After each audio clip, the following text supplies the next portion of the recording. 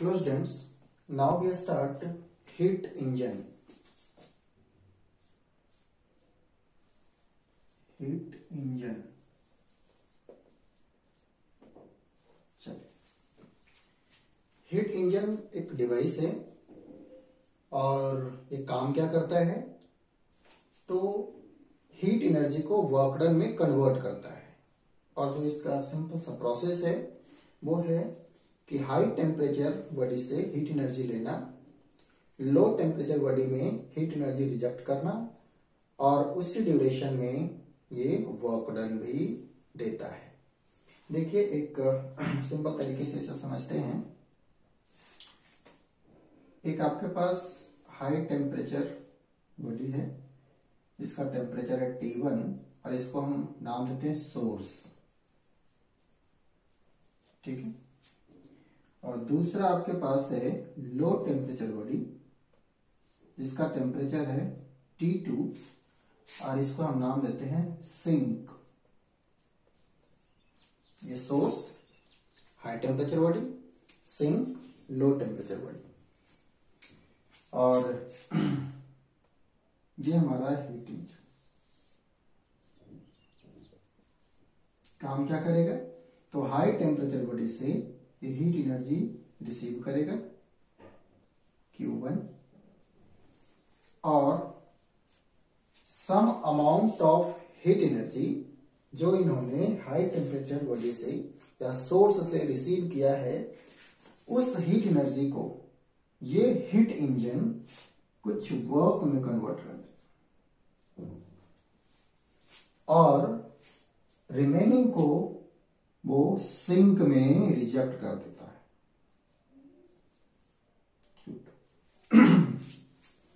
ठीक है, तो सोर्स, सिंक और ये हीट इंजन और जो आपको वर्क डन देगा, है ना, मैकेनिकल वर्क, ऐसे समझ लो। सोर्स उसको बोलेंगे जिसका टेम्परेचर बिल्कुल मेंटेन रहेगा, बिल्कुल इतना टेम्परेचर पे। सिंक ये लो टेम्परेचर एकदम मेंटेन रहेंगे, ऐसा नहीं है कि थोड़ी सी हीट एनर्जी आई तो इसकी टेम्परेचर बढ़ गई, नो। इससे थोड़ी सी हीट एनर्जी ले लिए तो इसका टेम्परेचर कम हो गया, नो। ठीक है, बिल्कुल समंदर है, जैसे समंदर से थोड़ी सी पानी निकाल लो कोई फर्क नहीं पड़ता, उसमें उतना ही है। तो सोर्स का मतलब हमारा सेंस ये होगा कि वो ऑलवेज इस टेम्परेचर को मेंटेन करे। सिंक से भी मेरा जो थॉट होगा कि वो ऑलवेज एक डेफिनेट टेम्परेचर, लो टेम्परेचर को वो मेंटेन करे, ठीक है। तो अगर मैं आपको रिमाइंड कराऊं थोड़ा सा कि फर्स्ट लॉ ऑफ थर्मोडायनेमिक्स, तो आपको ये बहुत ही क्लियर हो जाएगा कि एनर्जी कंजर्वेशन, हाँ एनर्जी कंजर्वेशन, तो उसके बिहाफ पे आप क्या ही बोलेंगे कि जो हीट इस हीट इंजन को सप्लाई किया जा रहा है वो है Q1। और देखना कहां कहां यूज हो रहा है, some amount of this heat energy being converted into mechanical work and जो रिमेनिंग पोर्शन है उसको सिंक में रिजेक्ट कर दिया गया है। तो क्या हो जाएगा, वर्क डन प्लस Q2 लिखेंगे ना। देखो ना ये 100 जूल सपोज दैट, उसमें से कुछ वर्क डन में और कुछ रिजेक्ट कर दिया गया। अब यहां से पूछा जाए कि वर्क डन आपको कितना मिला, तो बहुत ही सिंपल सा मैथमेटिक्स है, Q1 माइनस Q2, तो ये आपको वर्क डन मिला, ठीक है। ये क्या है, work done, work done. Q1 heat received from the source, Q2 heat rejected to the sink, W work done by the heat engine।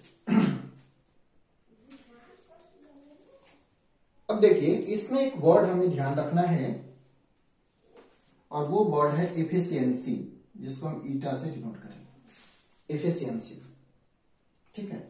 तो एफिशिएंसी को हम लोग बेसिकली डिफाइन करते हैं कि required output required output upon input.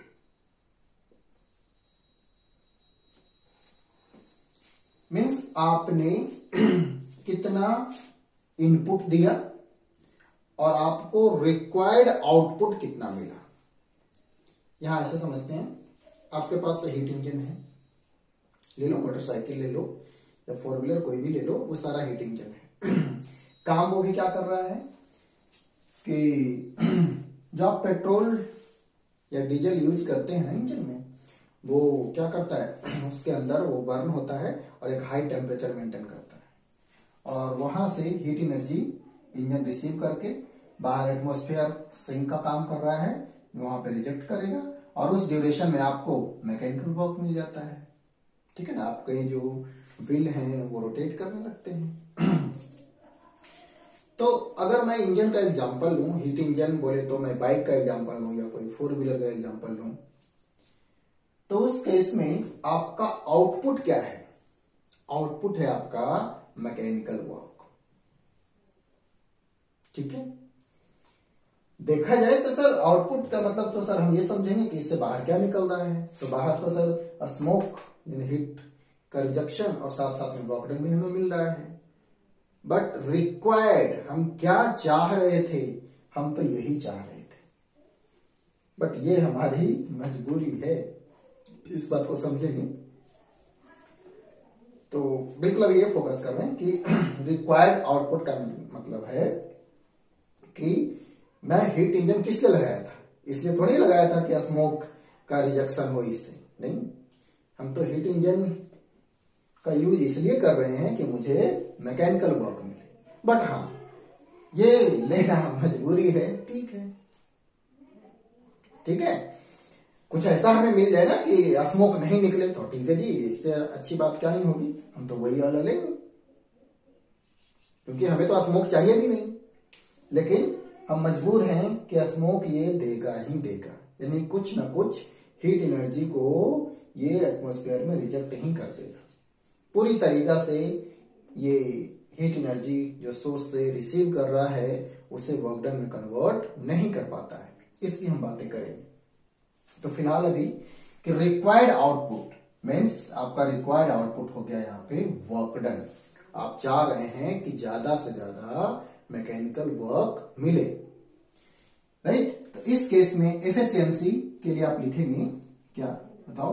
Required output means work done और input जो आपने इसे सप्लाई किया, what amount of heat energy आपने इसे सप्लाई किए, Q1, तो लिखोगे Q1। ये हो गई आपकी एफिशिएंसी। इसको और थोड़ा सा सोल्व कर सकते हैं, करो। वर्क डन को आप लिख सकते हैं कि Q1 minus Q2 upon Q1। ठीक है जी, बिल्कुल लिख सकते हैं।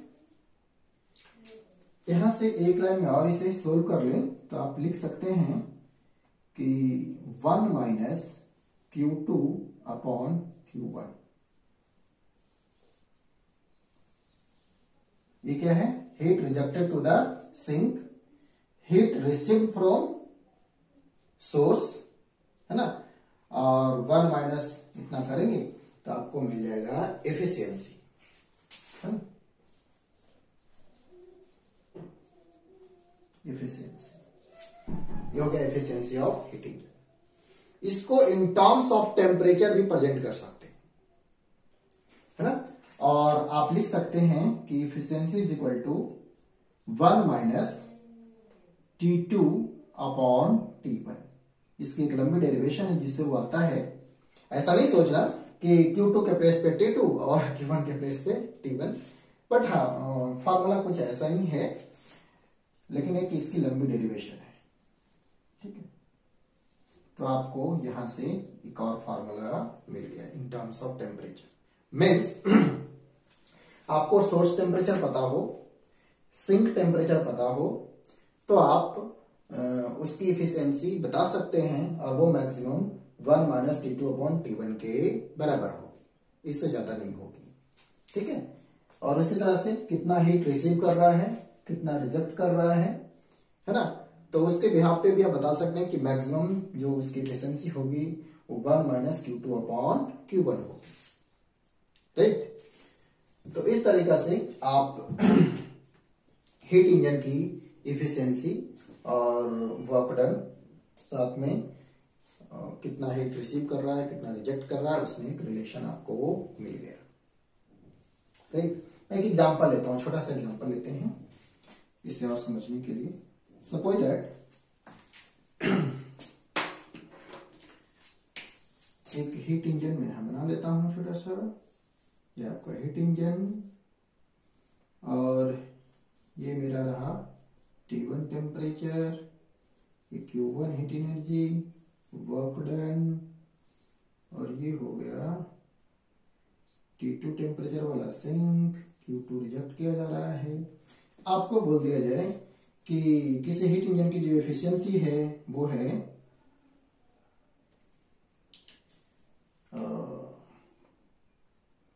60% और जो हीट सप्लाई किया गया है वो है 100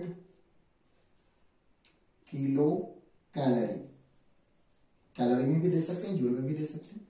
तो आप बताइए ऐसा दिया हुआ है, ठीक है। और यहां पर आपसे पूछ ले कि Q2 क्या होगा और वर्क डन क्या होगा। आप थोड़ा सा वीडियो को पॉज करो और सोच के मुझे बताओ, आपके पास फार्मूला अवेलेबल है, बताइए। कर सकते हैं?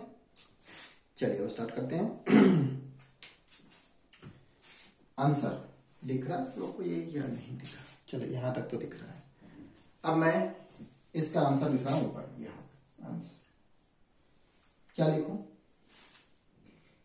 पहले तो मुझे Q2 चाहिए था, ठीक है, निकाल लीजिए। इफिशियंसी का फॉर्मूला बताओ, 1 माइनस Q2 अपॉन में Q1, ठीक है। सर ये तो परसेंटेज में दिया हुआ है, क्या फर्क पड़ रहा है? आपको मीनिंग पता है मैथमेटिकली, 60% मैं यहां लिख रहा हूं, ठीक है। 60%, 60 पर का मतलब डिवाइड, सेंट का मतलब 100 हो गया, is equal to 1 minus of Q2, ठीक है, अपॉन Q1। सर ये तो 100 किलो कैलोरी है, ठीक है, लिख दो किलो कैलोरी, ठीक है। अब इसको थोड़ा सोल्व कर लें।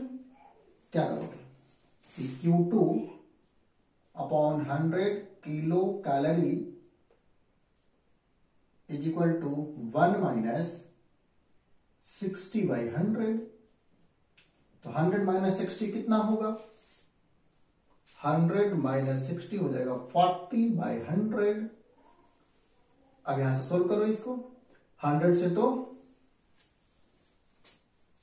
40 किलो कैलोरी, तो Q2 सोल्व करके आ जाएगा 40 किलो कैलोरी, यानी कि इतना हीट एनर्जी रिजेक्ट होगा एटमॉस्फेयर में, सिंक में, ठीक है। अब Q2 मिल गया तो हम वर्क डन भी बता सकते हैं, कितना होगा?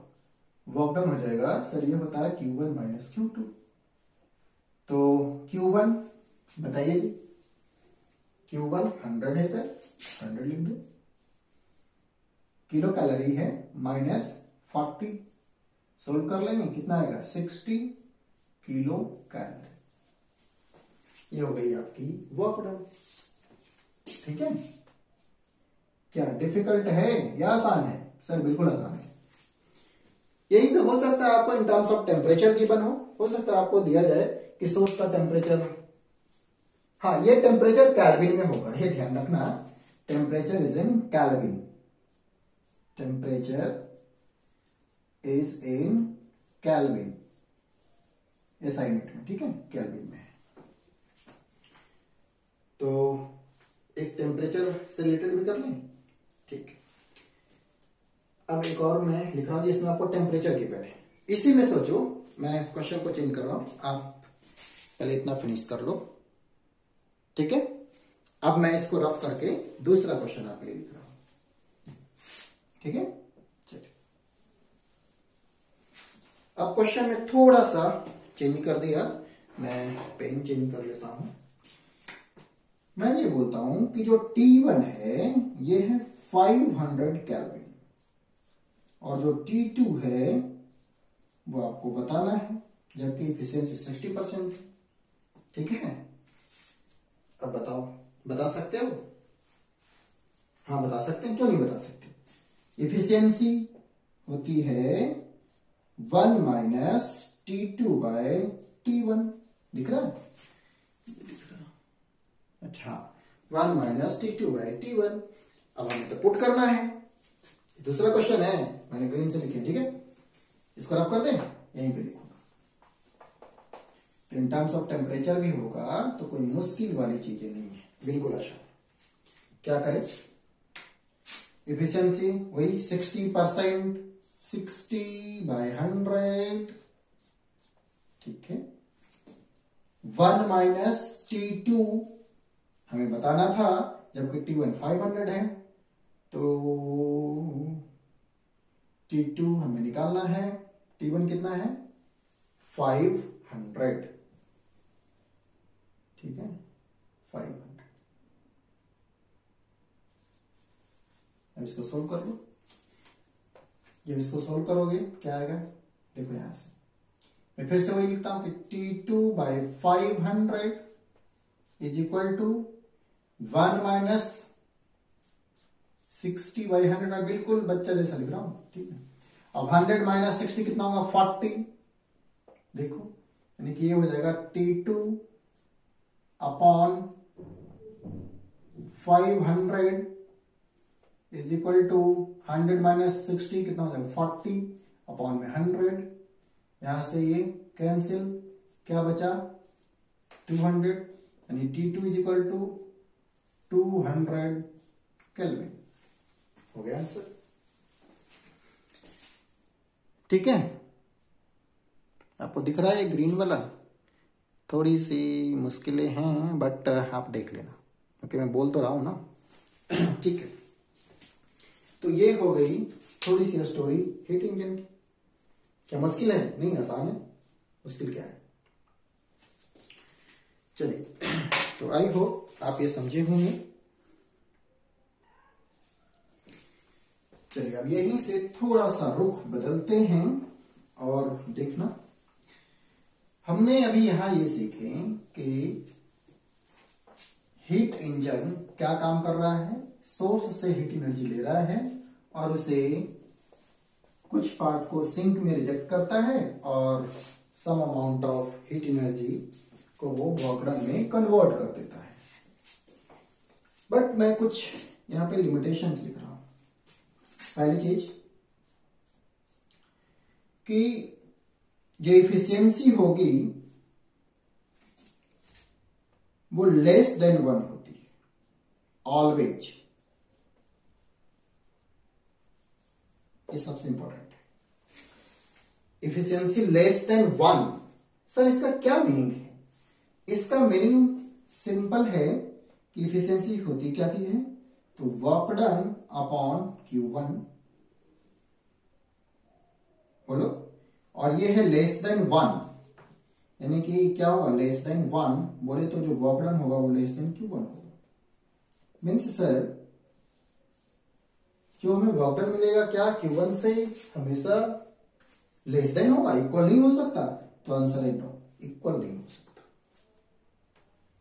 ठीक है, जो आपको वर्क डन मिलेगा, आप सिंपल वर्ड में समझो कि आपने 100 joule of heat energy supply की है।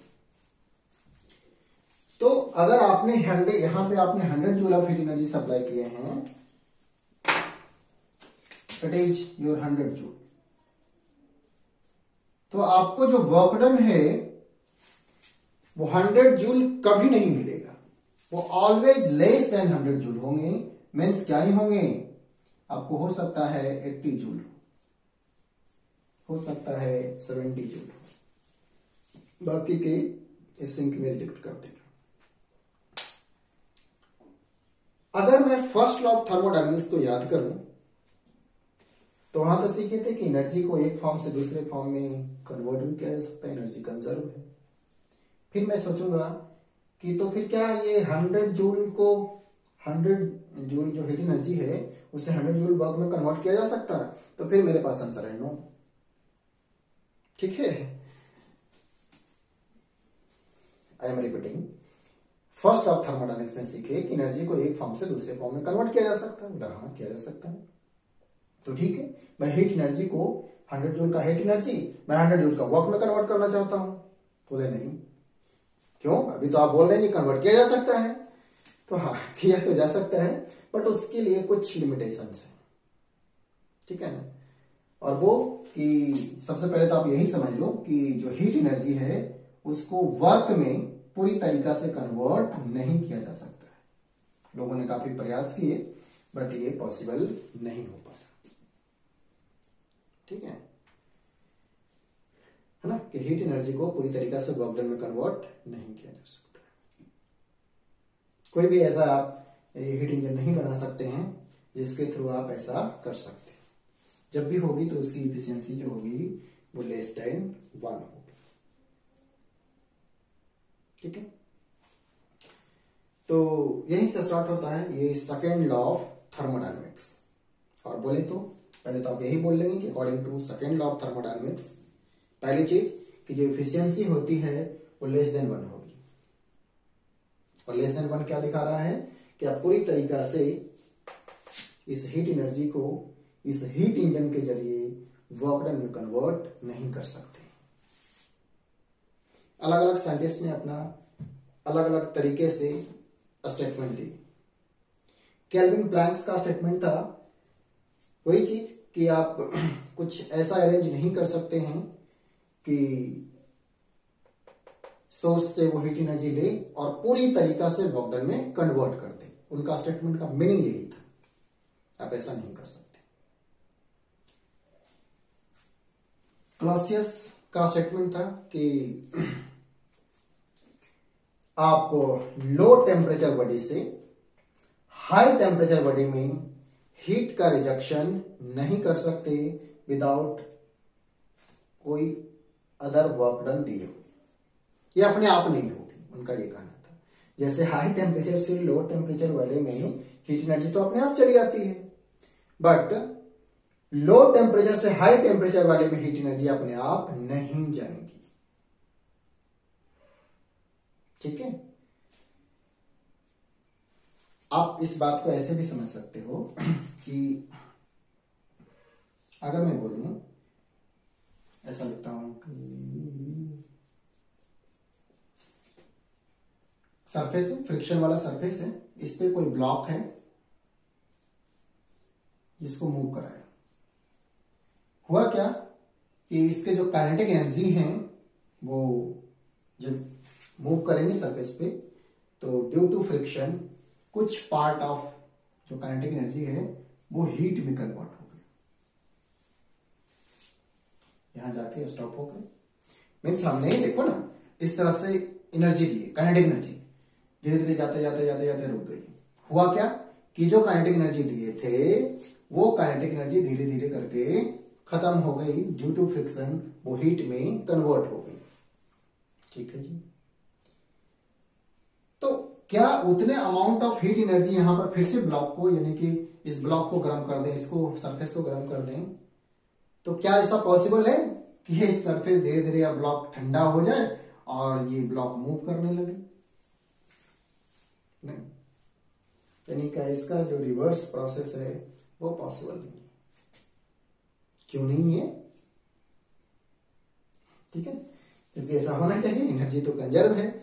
जब हम हीट वर्क डन को हीट में कन्वर्ट कर सकते हैं तो हीट को भी पूरी तरीके से वर्क डन में कन्वर्ट कर लें, तो नहीं, ऐसा नहीं हो पा रहा। ठीक है तो आप ऐसे याद रखना कि जो सेकेंड लॉ ऑफ थर्मोडायनेमिक्स है उसके अकॉर्डिंग क्या ही है कि आप कोई ऐसा हीट इंजन नहीं बना सकते जिसकी इफिशियंसी 100% हो या बोले 1 हो। जब भी होगी तो उसकी इफिशियंसी लेस देन 1 होगी। ठीक है, और मैक्सिमम जो होगी वो इस फार्मूले के अकॉर्डिंग दे सकते हैं कि अगर जो सोर्स और सिंक का टेम्परेचर पता है तो 1 माइनस T2 अपॉन T1, और हीट एनर्जी के बारे में दिया हुआ है तो 1 माइनस Q2 अपॉन Q। ठीक है, चलिए, तो आई होप आप ये समझे होंगे कि फर्स्ट लॉ ऑफ थर्मोडायनेमिक्स जो हमने सीखे वो ठीक है, वो अपने आप में सही है। और सेकेंड लॉ ऑफ थर्मोडायनेमिक्स ने थोड़ी सी उसमें लिमिटेशंस लगा दी। क्या लिमिटेशंस? कि जो हमने सीखे थे कि एनर्जी को एक फॉर्म में दूसरे फॉर्म में, एक फॉर्म से दूसरे फॉर्म में कन्वर्ट कर सकते हैं, हाँ कर सकते हैं, लेकिन कुछ केसेस में थोड़ी रिस्ट्रिक्शन है। रिस्ट्रिक्शन इन द सेंस कि आपको, जैसे यहां देखो, फर्स्ट लॉ को देखें तो जितनी हीट एनर्जी आपने दी है आपको उतना मिल रहा है, कंजर्व एनर्जी। बट आप ये चाहेंगे कि ये जो आपने सप्लाई किए हैं वो पूरी की पूरी आपको वर्क में मिल जाए, तो ऐसा नहीं है। ठीक है, तो हम इस तरीका से कॉन्सेप्ट को समझेंगे, राइट।